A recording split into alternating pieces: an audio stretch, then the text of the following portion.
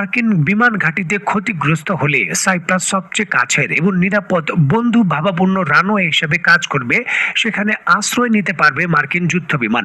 আর এই জন্যই কিন্তু মধ্যপ্রাচ্যের উপসাগরীয় দেশগুলোর ঘাঁটি থেকে প্রচুর পরিমাণে ইরানের হামলায় ক্ষতিগ্রস্ত হওয়ার পর এখন ইউরোপের এই দুইটি দেশে শক্তিশালী ঘাঁটি তৈরি করে ইরানের বিরুদ্ধে হামলার প্রস্তুতি প্রায় সম্পূর্ণ করেছে যুক্তরাষ্ট্র।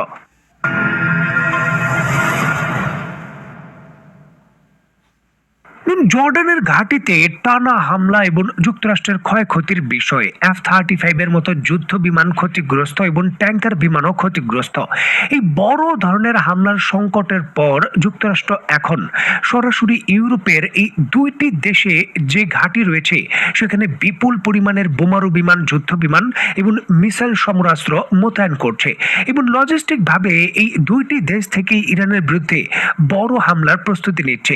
ইস্যুটিকে কেন্দ্র করে ইরানের পররাষ্ট্রমন্ত্রী এই দুইটি দেশের তার সমকক্ষ যিনি পররাষ্ট্রমন্ত্রী রয়েছেন তাদের সঙ্গে টেলিফোন আলাপ করেছেন। দেখুন, ইরানের পক্ষ থেকে জাতিসংঘের যে রেজুলেশন 3314 রয়েছে এটি দুই দেশের যে পররাষ্ট্রমন্ত্রী রয়েছে ইউরোপের তাকে জানিয়ে দেওয়া হয়।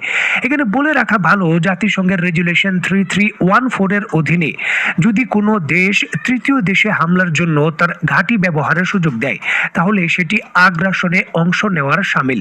তেহরানের পক্ষ থেকে পরিষ্কারভাবে বলে দেওয়া হয়েছে যদি কোনো দেশ ইরানের বিরুদ্ধে সামরিক ঘাঁটি ব্যবহারের সুযোগ দেয় তাহলে সেই দেশের সামরিক ঘাঁটিও তার হামলার জন্য বৈধ লক্ষ্যবস্তু এবং তারা পাল্টা হামলা করবে।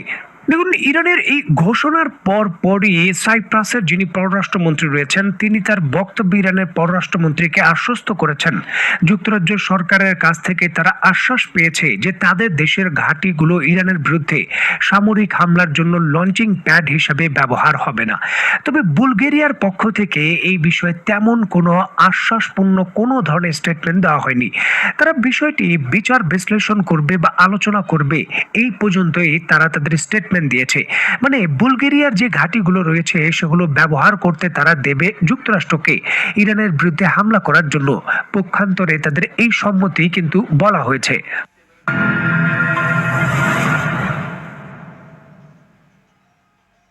সামরিক ও কারিগরি দৃষ্টিকোণ থেকে সাইপ্রাস এবং বুলগেরিয়া উভয় দেশেই সরাসরি হামলা চালানোর প্রয়োজনীয় ক্ষেপণাস্ত্র এবং ড্রোন সক্ষমতা ইরানের রয়েছে।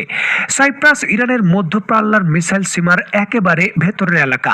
অন্যদিকে বুলগেরিয়া ইরানের উত্তর পশ্চিম সীমান্ত যেমন তাবরিজ এবং পশ্চিম আজারবাইজান অঞ্চল থেকে মাত্র 1700 থেকে 2000 কিলোমিটার দূরে অবস্থিত, যেটি ইসরায়েলের প্রায় সমপরিমাণ দূরত্ব।